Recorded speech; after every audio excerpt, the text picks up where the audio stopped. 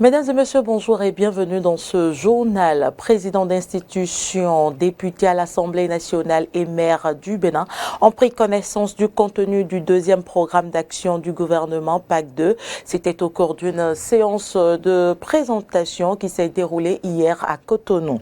À suivre également dans cette édition les propos de Claudine Afiavi Prudencio, présidente de l'Institut national de la femme, suite à la promulgation par le chef de l'État de 3 lois sur la protection de la femme, de la fille et de la famille entière. Et puis hors de nos frontières, pour lutter contre la pandémie de la Covid-19, le maire de Nice propose de supprimer l'assurance chômage pour les non-vaccinés.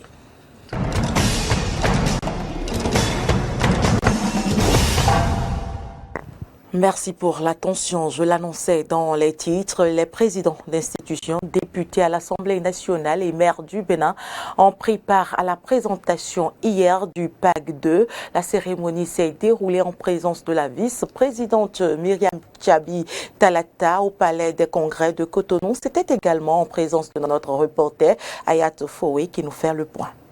De suivi des projets, programmes et réformes du quinquennat est assuré par le secrétariat général de la présidence.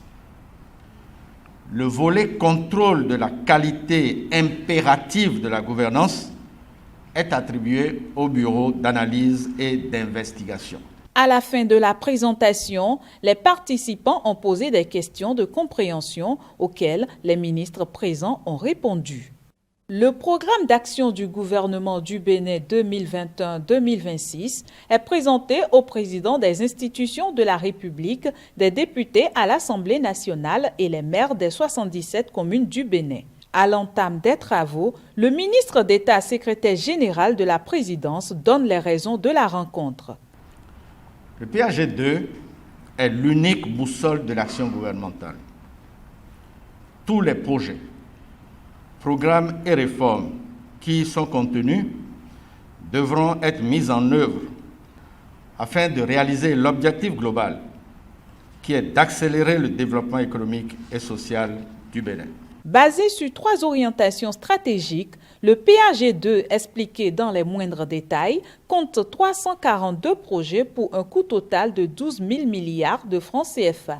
Il révèle également l'ambition du gouvernement d'atteindre un taux de croissance de 2 chiffres à l'horizon 2026 avec à la clé 1 300 000 emplois générés.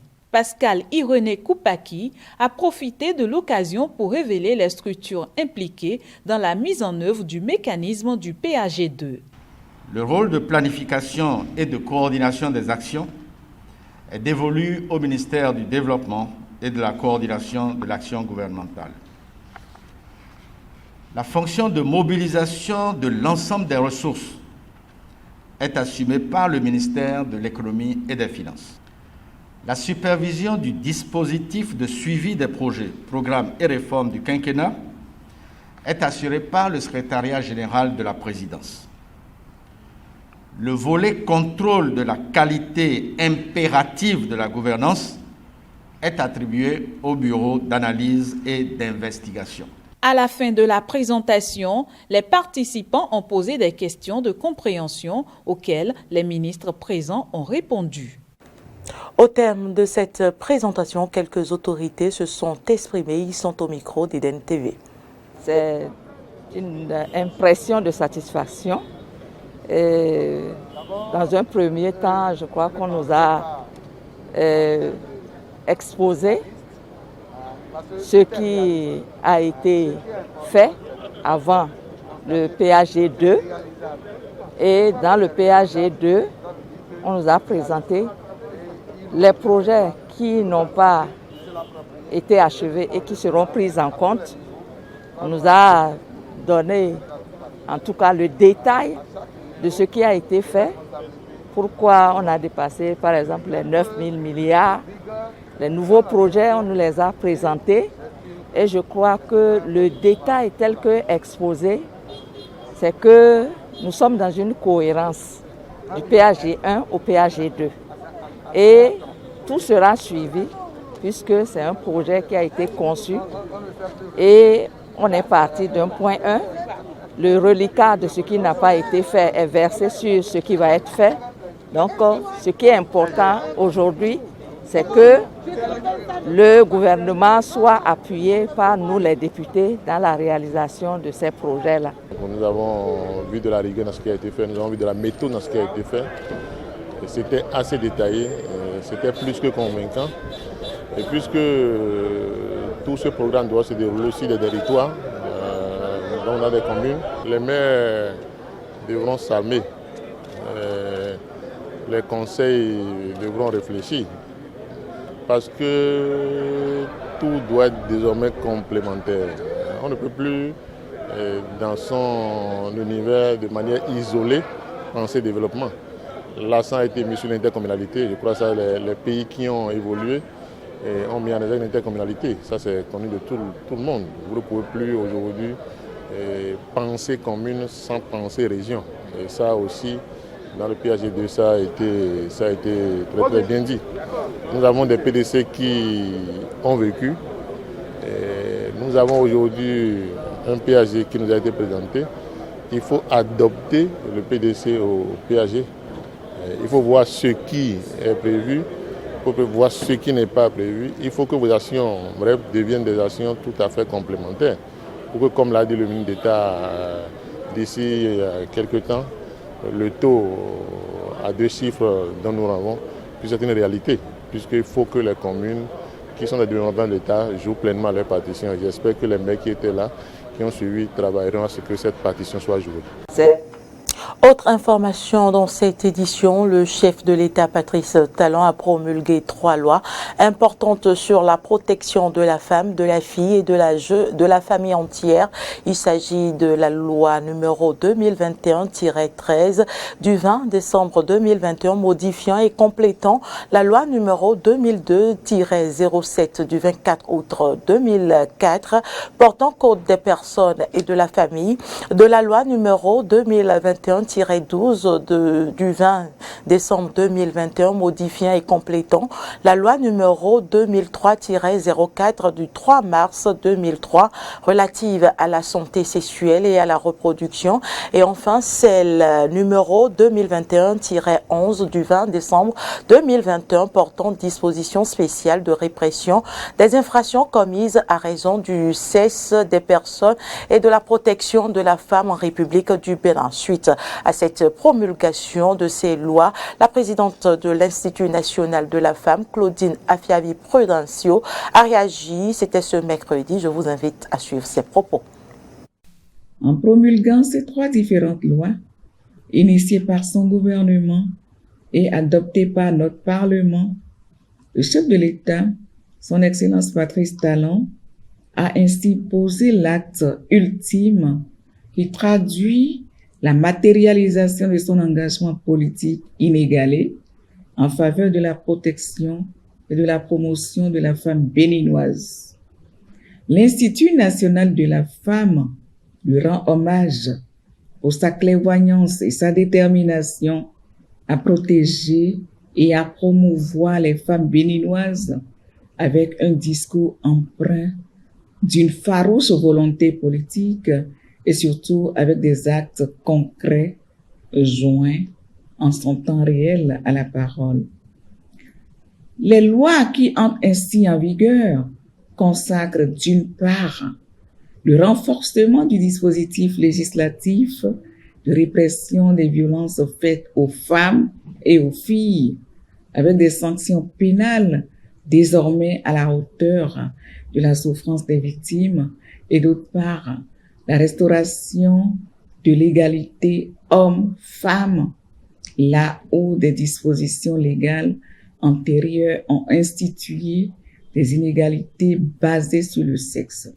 À vous qui vous illustrez encore dans les pratiques de harcèlement sexuel, de viol, d'agression sexuelle, de mariage forcé, de mariage précoce, de mutilation génitale et de toute autre forme de violence aggravée à l'égard des femmes et des filles, c'est le moment de vous repentir et de changer. Oui, il vous faut changer en vous abstenant de commettre tous ces crimes parce qu'au Bénin, les temps ont changé. Plus aucun crime contre la femme et la fille ne restera impuni. Car, retenez-le, ce n'est plus la victime seule qui décide d'assigner ou pas son bourreau en justice. L'INF a désormais plein pouvoir pour porter plainte sur n'importe quel cas de violence faite aux femmes et aux filles sans que le défaut de qualité ou d'intérêt puisse lui être opposé. Le Comité national de microfinance a tenu hier à Cotonou sa 3e session ordinaire pour le compte de l'année 2021. La ministre des Affaires sociales et de la microfinance, Véronique Toyin-Fodé, a présidé la cérémonie d'ouverture des travaux. Le compte rendu est signé Aimé Juste Desfodji. Cette 3e session de l'année 2021 du Comité national de microfinance se veut un creuset de discussion autour des objectifs et défis à relever en cette année 2022. Après les mots de bienvenue du directeur national de la microfinance, Brice Dansou, la ministre des Affaires sociales et de la microfinance a procédé à l'ouverture des travaux. Dans son allocution, Véronique Toyin-Fodé est revenue sur la mission assignée au Comité national de microfinance. Le CNM, conformément au décret l'instituant, est l'organe suprême d'orientation et de supervision des actions de tous les acteurs étatiques et non étatiques dans le domaine de la microfinance au Bénin. Il doit, à cet effet, être en mesure de proposer des actions concrètes dont l'opérationnalisation permettra à coup sûr d'atteindre des résultats et d'en tirer des leçons. Le second mandat du président Patrice Talon est sous le sceau du social. Dans cette logique, le comité est appelé à proposer des réformes nécessaires pour l'atteinte de cet objectif. Les défis sont à l'heure actuelle nombreux et nous sommes, à l'instar des autres sectoriels, très attendus au chapitre de la reddition des comptes. C'est pourquoi je voudrais demander que cette session consacre une grande partie à la réflexion sur les différentes réformes susceptibles d'être opérées au sein du Comité national de microfinance au regard de ses attributions, de son organisation et de son fonctionnement, définis par décret depuis 2009. Les temps ayant changé, les choses ayant évolué et le contexte n'étant plus le même, il nous faut impérativement un CNM adapté au contexte. Les travaux de cette 3e session ordinaire du Comité national de microfinance ont débuté par la présentation du projet intégré de transformation numérique des régions rurales. Il est évalué à 42,90 millions d'euros et touche 33 communes rurales. La CEDEAO, Communauté économique des États de l'Afrique de l'Ouest, a décidé dimanche dernier à Accra de fermer les frontières de ses États membres avec le Mali et de lui imposer des sanctions économiques et financières. Cette décision est une conséquence du non-respect par la junte de la tenue des élections après une transition de 18 mois. Quelle analyse peut-on faire de la situation qui prévaut actuellement au Mali? Réponse dans ce reportage de Laurent Tonéi-Kess. Des sanctions dures adoptées par la Communauté des États de l'Afrique de l'Ouest, CEDEAO, contre le Mali. Entre autres, la fermeture des frontières entre le Mali et les pays membres de la CEDEAO. Des sanctions prononcées suite au calendrier électoral proposé par la junte au pouvoir. Ces sanctions sont-elles prises pour les intérêts du peuple malien, se demande le citoyen Félix Akpaka. Que ce soit vraiment les intérêts des Maliens qui soient visés, que l'on soit pressé pour que la junte quitte, oui, mais est-ce que c'est vraiment au fond les intérêts légitimes, les intérêts bien fondés des Maliens qui sont défendus ou bien on est en train de vouloir servir d'autres intérêts? C'est une question que moi je laisse ouverte. Une question ouverte donc qui amène à se demander la pertinence de ces sanctions. Ce qui suscite également de vives réactions, notamment d'une part l'insatisfaction des citoyens par rapport à la CEDEAO. Les gens semblent prendre parti pour le peuple malien parce qu'in fine c'est le peuple malien qui pourrait être victime de la mise en œuvre des sanctions décidées par la CEDEAO. Quand bien même on observe que les dirigeants de la CEDEAO ont laissé certaines ouvertures, par exemple, l'embargo ne prendrait pas en compte un certain nombre d'éléments, les médicaments, l'importation des médicaments, de produits de première nécessité, etc. Mais si ces sanctions sont mises en œuvre, forcément l'économie du Mali va en souffrir. Et forcément, quand l'économie du Mali dit forcément le peuple du Mali. D'autre part, le sentiment anti-français qui monte de plus en plus en Afrique et qui s'exprime à travers cette décision de la CEDEAO. Ça laisse subodorer que les chefs d'État de la CEDEAO auraient été ou ont pu être entrepris par la France. Elle, qu'on sait que dans le dossier malien, n'est pas vraiment, n'a pas pu se montrer à son avantage. D'accord? Et c'est à croire que c'est la France qui demande à l'UEMOA et à la CEDEAO d'agir contre la junte militaire au pouvoir au Mali. Donc il y a ce constat également que l'on fait. Toutefois, il convient de se demander si Assimi Goïta et son premier ministre Choguel Maïga sont capables de tenir face à ces sanctions.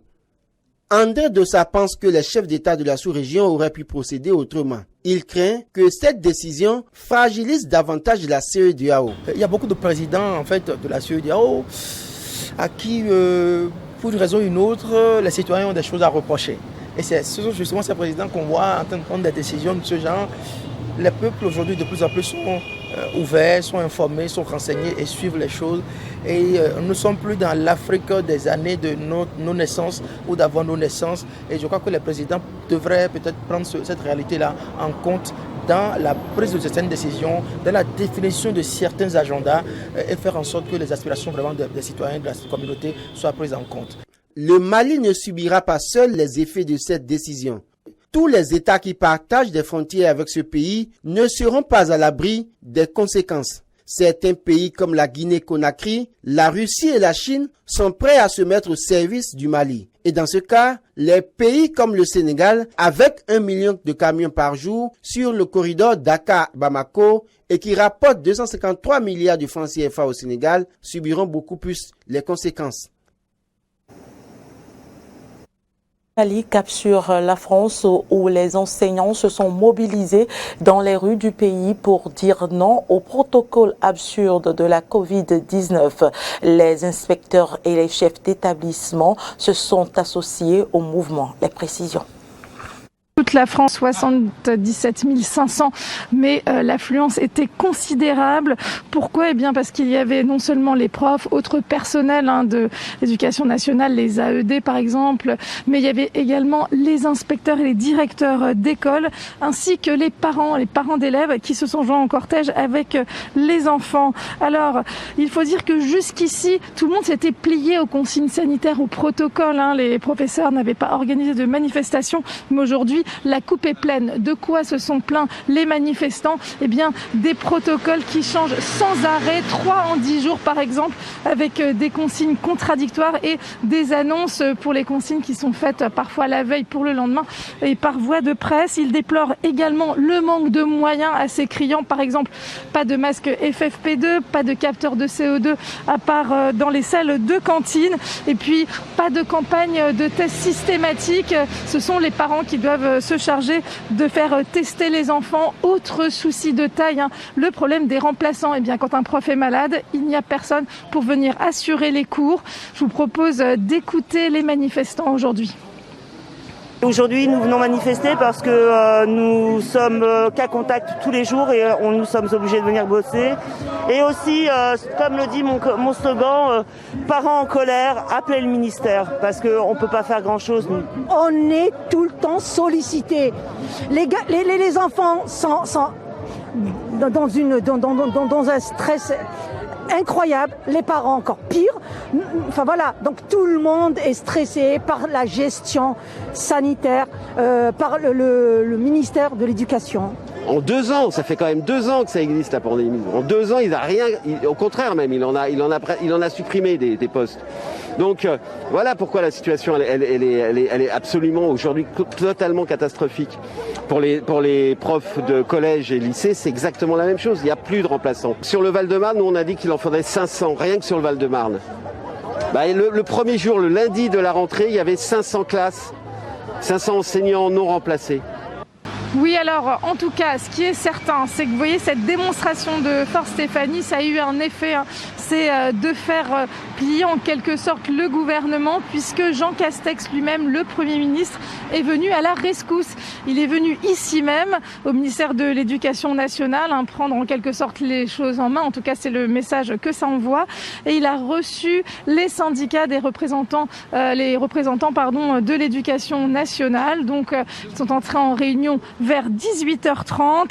Évidemment, les syndicats attendaient cela avec impatience. Ils veulent faire entendre leurs revendications. Ils voulaient des négociations pour des avancées sur les protocoles, des réponses pour les remplaçants.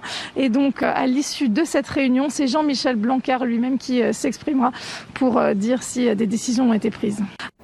Dans le même registre, pour lutter contre la pandémie de la Covid-19, le maire de Nice propose de supprimer l'assurance chômage pour les non-vaccinés.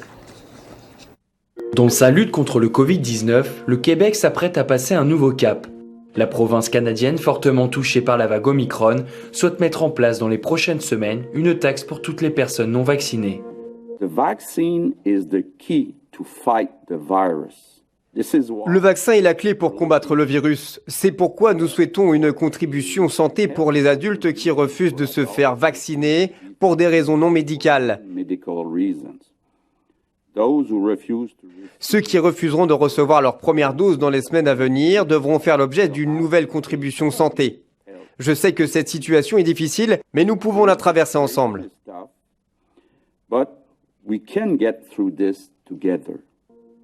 Pour l'heure, aucun montant n'a été fixé, mais il sera significatif, a tenu à rappeler le Premier ministre québécois, qui a qualifié de fardeau pour le système de santé les non-vaccinés, qui représentent aujourd'hui 10% des habitants de la province, mais surtout 50% des personnes en soins intensifs. Un choix dicté par la situation difficile que vivent les hôpitaux. En manque de personnel, les services de santé sont saturés. Ce mercredi, on dénombrait 2742 personnes hospitalisées à cause du Covid et 255 en soins intensifs. Le Québec est l'un des premiers endroits au monde à envisager ce genre de taxation. Si les personnes ne pouvant être vaccinées pour des raisons médicales ne seront pas impactées, la mesure passe mal du côté de l'opposition qui estime que cette taxe n'est qu'un outil de plus pour diviser les Québécois. Il y a quelques jours, le Québec avait annoncé que certains commerces non essentiels allaient être interdits aux non-vaccinés. En créant cette taxe, il vient de passer à la vitesse supérieure dans sa lutte contre le virus. Intéressons-nous à présent au début de retrait des troupes de l'Organisation du traité de sécurité collective menée par la Russie au Kazakhstan.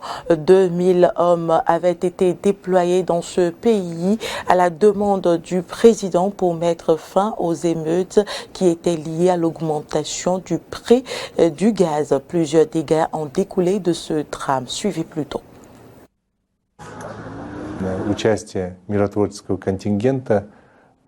La présence de forces de maintien de la paix nous a permis de nous concentrer sur la maîtrise de la situation. Malgré les déclarations de la force militaire de manœuvre comme une occasion, le président a confirmé encore hier que les casques bleus de l'OTSC avaient été invités au Kazakhstan pour résoudre le problème. Je tiens à souligner encore une fois que les casques bleus de l'OTSC ne participent pas directement aux opérations contre les terroristes, mais qu'ils sont là pour protéger nos installations stratégiques. Les opérations antiterroristes directes ont été menées par des forces de police spéciales du Kazakhstan. Nous avons surmonté la menace de notre propre force. Fin de ce journal, merci de nous avoir suivis. L'information se poursuit sur nos différentes plateformes digitales, Twitter, Facebook, YouTube et sur notre site internet www.benin-eden.tv.